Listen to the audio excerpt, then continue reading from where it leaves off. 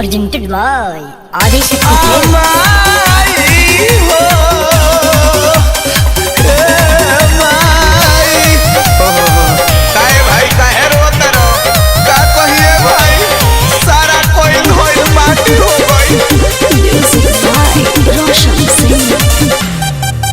पूरा देश में कोरोना के खतरा बा, आइल पंडित जी के पतरों पर खतरा बा। पूरा देश में कोरोना के खतरा बा, आइल पंडित जी के पतरों पर खतरा बा। यही पर मोदी जी के गइल निगाह हमारे, लॉकडाउन से रुकल बियाह हमारे, दुल्हनिया लगोए दुल्हवा रे। लॉकडाउन से रुकल बियाह हमारे, दुल्हनिया लगोए दुल्हवा रे।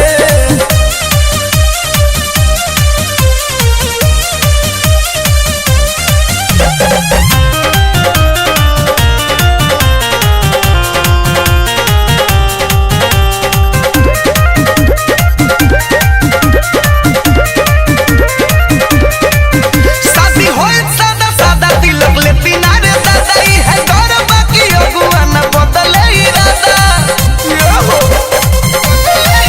शादी होए सादा सादा तिलक ले पिनारे दादा, ई है घर बाकी अगुआ न बदले इरादा।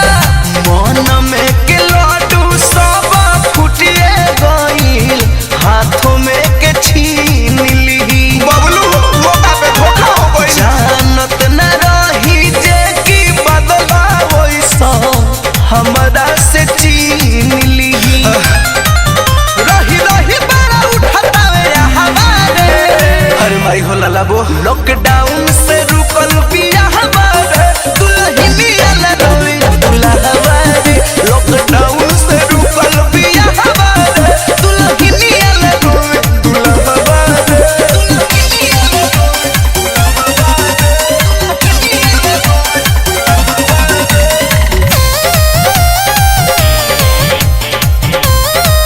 Music by Roshan Singh.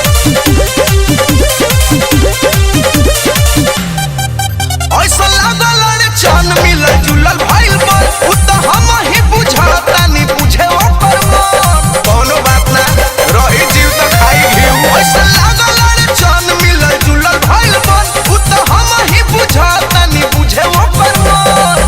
जान बा जहान ई त कहता रे, दीपक दिलदार हो।